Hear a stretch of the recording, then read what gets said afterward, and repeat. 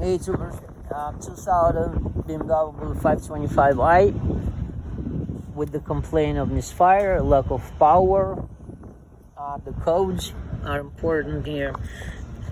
Misfire, band deviation, band 2 deviation, vehicle speed, misfire, okay? When I power loaded or brake loaded, whatever you call it, it shows symptoms as if it shows like a low fuel pressure. It doesn't develop full power, and it's smooth. It's not one cylinder, misfiring. It's the whole engine. So gas filter, number one. Also, it's low on oil. I noticed that when I open this, and it's low on oil. So I'm going to tell them to fill it up with oil, change the gas filter, see what happens.